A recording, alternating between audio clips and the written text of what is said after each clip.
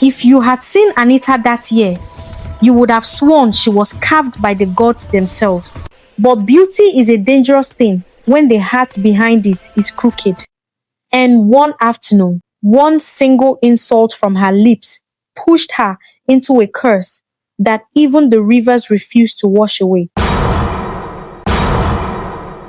A very long time ago, in a quiet village wrapped with tall iroko trees and sweet mango scent, there lived a young girl named Anita, the only child of Mama John and Papa John.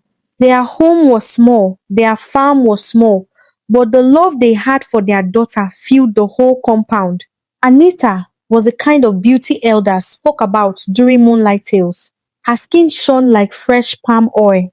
Her eyes danced like morning stars. Her hair flowed like black river water. Her waist was the envy of the market women. People always whispered, the gods took their time creating this one. But beauty without humility is like soup without salt. It looks fine from afar, but inside it tastes empty. And Anita's heart, it was full of pride. Pride so heavy that even her shadow struggled to follow her. Every morning, when other girls swept the compound or helped their mothers peel yam, Anita sat in front of her mirror, a small mirror her father bought from a wandering trader. She would smile at herself, turn left, turn right, kiss the air, giggle softly. Ah, who is finer than Anita? She would whisper. No one, not in this village, not even in heaven. Mama John will call gently, Anita, my daughter, please come and help me pluck vegetables. But Anita would hiss like a snake disturbed from sleep. Me? Touch leaves? My fingers are not made for dirty work. Her mother would sigh and walk away with tired eyes. When the other girls went to the stream to fetch water, Anita stayed behind to polish her nails with crushed hibiscus petals. When her friends married humble hunters and farmers, Anita laughed until tears filled her eyes. Lily, look at your husband. Teeth like roasted corn. Hannah, yours is riding a bicycle like a delivery boy. Though her friends ignored her, her words entered their hearts like thorns. Still, they found happiness with their husbands, and that happiness made Anita jealous. How can they smile while married to poor men? Me, Anita, I will marry a prince, a king, a man with gold in his blood. One bright market day, Anita dressed like the sun's daughter's shiny blouse, red head tie, and waist that danced with every step. People watched her pass. She is beautiful. Yes, an old woman muttered, but her heart is empty. Anita didn't care. She loved the attention. She walked proudly, nose in the air, and then she bumped into someone. Her basket scattered. Firewood flew everywhere, and the old woman carrying them fell to her knees. It was Mama Chioma, the oldest elder in the village. People gasped. Oh, that is Mama Chioma, oh. The old woman tried to gather her wood with trembling hands. Anita looked down at her, face twisted in disgust. Why are you standing in my way like an old goat? She snapped. You have spoiled my clothes. Do you even know who I am? Mama Chioma looked up slowly. My child, forgive me. My eyes are not sharp again. Then stay inside your hut, Anita shouted, and keep your rotten firewood away from my beauty. The villagers froze. Anita, apologize, someone whispered. She is old enough to be your grandmother. But Anita hissed, turned, and walked away. Mama Chioma gathered her firewood, stood up with difficulty, then raised both hands to the sky. Her voice changed deeper than thunder. Anita, the mirror you worship will soon reject you. Your beauty will melt like wax. Your pride will become your prison. You shall not see beauty again until you live with the ugliest man under the sun. The market became silent. Even the birds stopped flapping their wings. That night, Anita's mirror cracked with a sound like broken bone. Her reflection shook. Her skin felt hot. The next morning, her scream woke the entire village. My face, Mama, my beauty. Her smooth skin had become rough, her eyes dull, her hair fell in patches, her lips were cracked like dry land. Villagers whispered, "A woo! The curse has begun." Anita begged her mother, "Let me apologize. Take me to her." But Mama Chioma was nowhere to be found. Some said she had walked into the forest. Some said she had turned into wind. No one knew for sure. Days passed. Anita hid indoors, covering her face with cloth. Her pride vanished like smoke. She became quiet, gentle, broken. Then one evening, a stranger arrived, a tall traveler in a long robe, his face hidden under a straw hat. He asked only one question: "Where is Anita, daughter of John?" He found her shivering in her mother's hut and spoke in a low, mysterious voice. "Your curse can only be broken if you marry the oldest, ugliest man on earth. Not with your body, but with your soul." Then he disappeared into thin air. Mama John fainted. The villagers screamed, and Anita sat on the floor shaking, whispering to herself, "Is this how my story will end?" But the course had only just begun. Anita's days grew longer, darker, quieter. She no longer touched her mirror. She no longer brushed her hair. She no longer walked like the ground was too poor for her feet. She stayed indoors, listening to the villagers whisper, "Hmm, beauty is nothing without sense. See how the mighty has fallen. Pride is a disease." Every whisper stung, but the worst pain was inside her chest, the fear that she might never be whole again. One evening, her father returned from the farm with worried eyes. "My daughter," he said gently, "you must eat something." "I'm not hungry," Anita whispered, covering half her face. Papa John sighed, touched her shoulder, and walked out. The whole compound felt heavy. Then the knock came. Thump. A knock so loud the door shook. Mama John jumped. Papa John grabbed a cutlass. Anita's heart raised like a talking drum. Thump, thump, thump. Mama John opened the door slowly, and her scream scattered chickens in the compound. Standing outside was a creature of a man. A short man, a round man, a man whose whole presence smelled like forgotten onions. His clothes were torn and mismatched. His beard was long like a broom. His belly looked like a calabash filled with old water.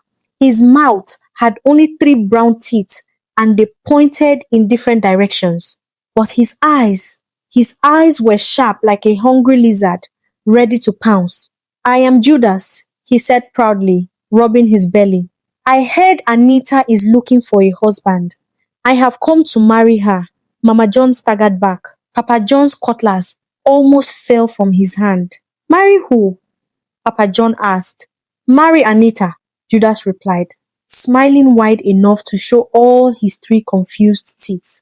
Anita came out slowly. The moment her eyes met Judas, she froze. He was uglier than the curse itself, uglier than any nightmare her mind could form. His breath alone could chase away mosquitoes. His legs were shaped like crooked yam sticks. His voice sounded like a frog learning how to sing. She felt tears burn her eyes. But then she remembered the messenger's words. "Your beauty will return only when you marry the ugliest man alive, not with your body, but with your soul." Her heart began to shake. "Do you accept me?"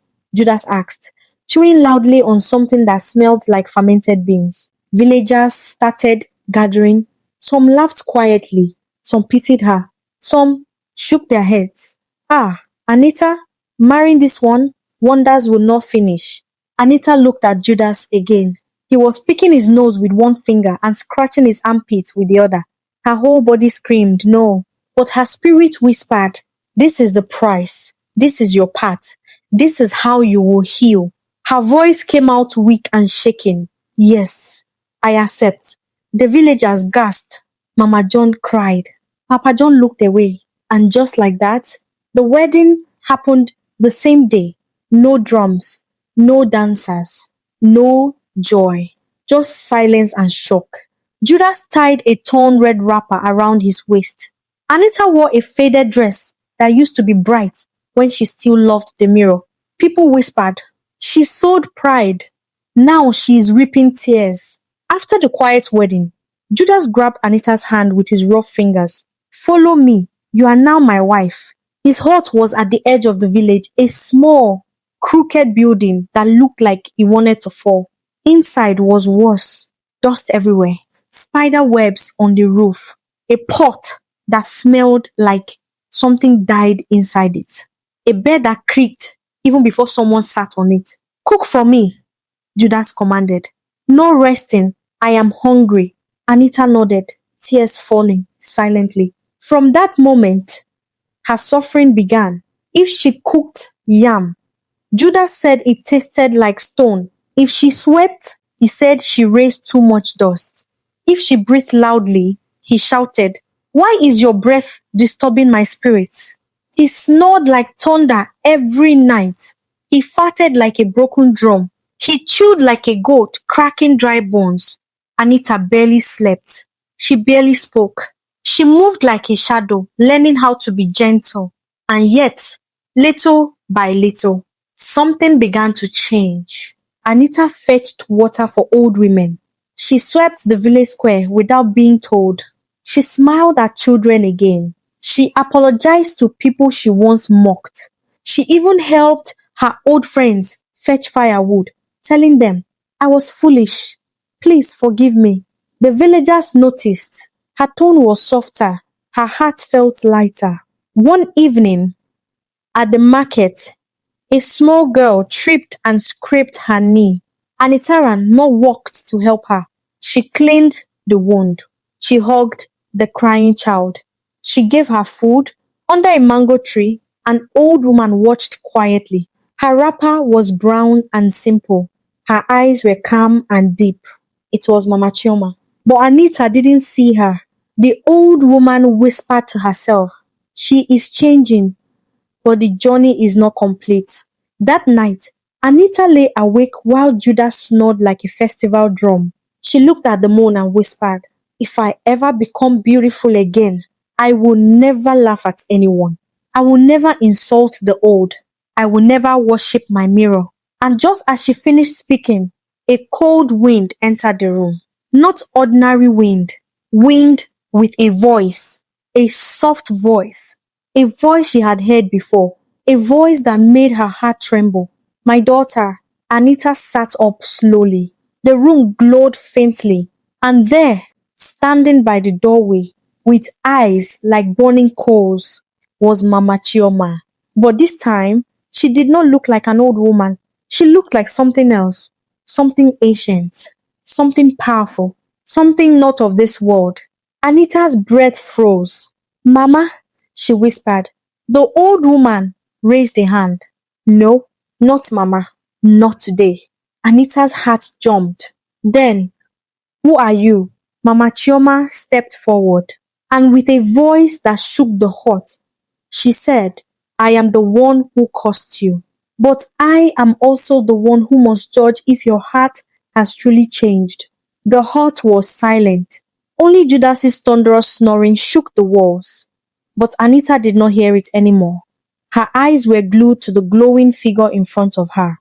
The old woman she insulted, the woman she mocked in the market, was no longer bent and frail. Her wrapper flowed like smoke. Her eyes burned like two living coals.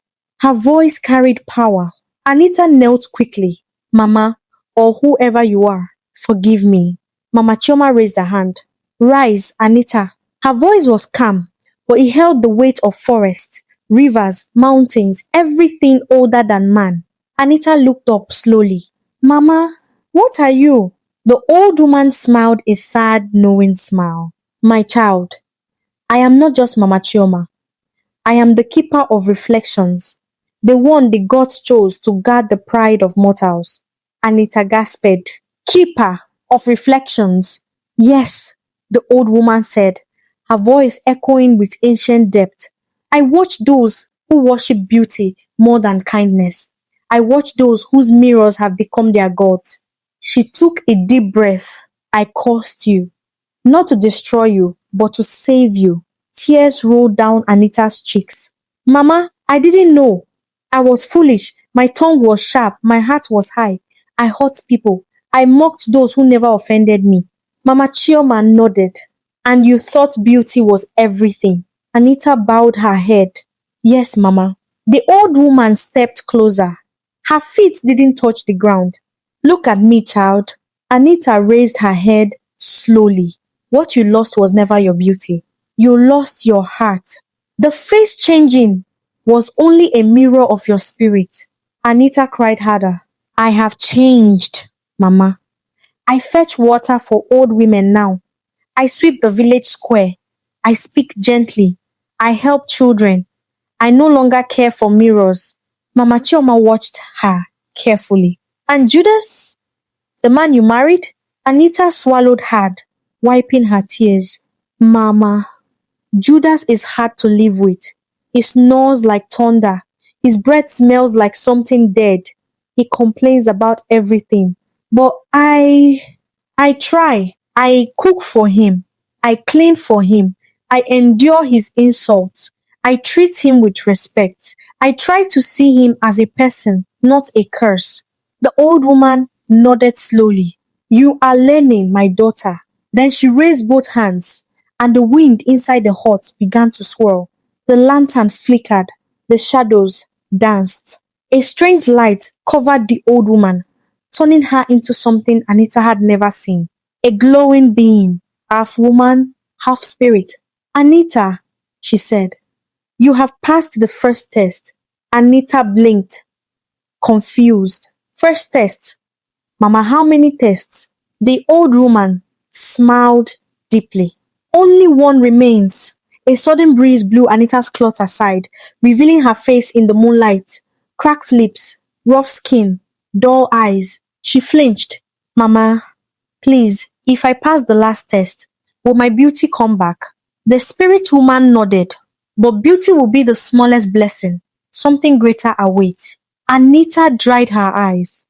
What is the last test? Mama Chioma lifted her hand. Stand. Anita stood, trembling. The old woman touched her forehead lightly, and instantly, Anita found herself outside, standing near the mango tree beside Judas' hut. The whole village was asleep. The moon was bright. Crickets sang softly. But Anita was not alone. Beside her stood Mama Chioma in spirit form. Anita, she said, the final test is simple but difficult. Anita's heart raced. I am ready. The old woman pointed at Judas's hut. Inside that hut lies the man you call ugly, the man you have endured, the man the villagers laugh at. Anita nodded. You have lived with his outward ugliness.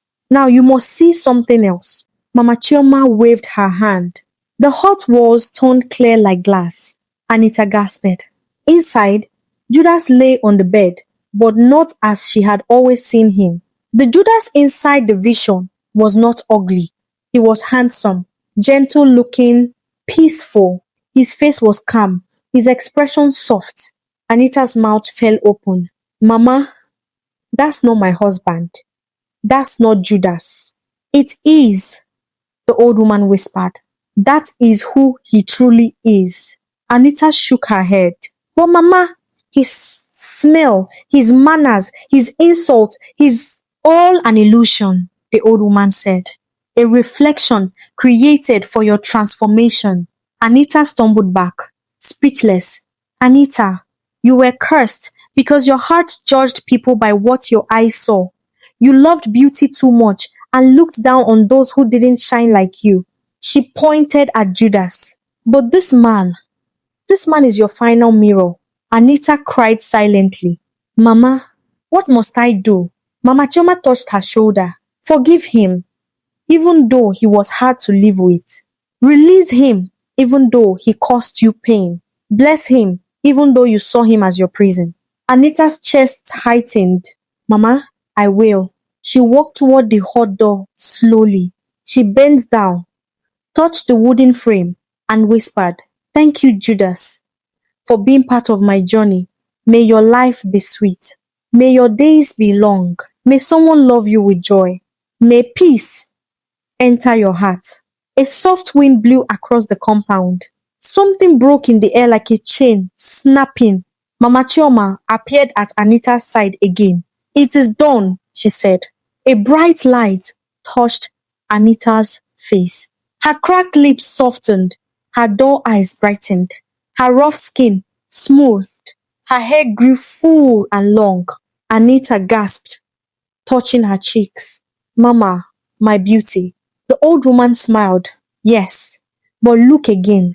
Anita stared at the water pot nearby. Her reflection smiled back, more beautiful than she had ever been. But something else had changed. Her eyes were gentle. Her smile was calm. Her spirit felt light.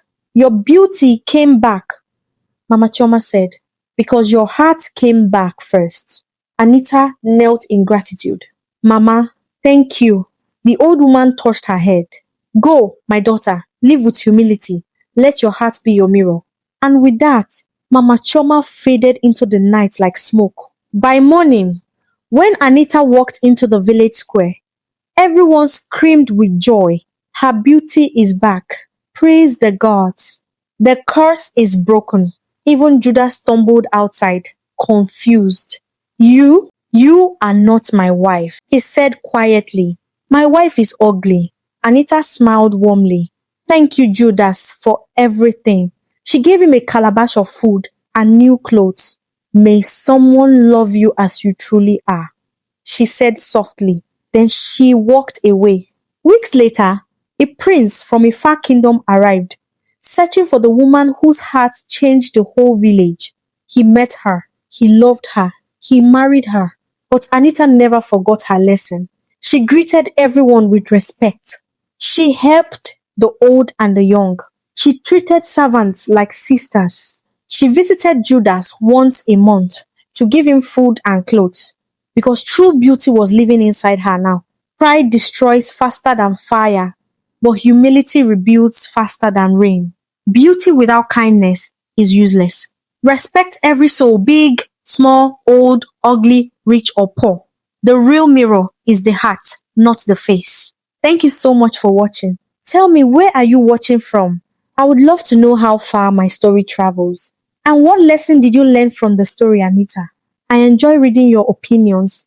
Please don't forget to like, comment, share, and subscribe for more stories coming your way every week. Thank you, and stay blessed.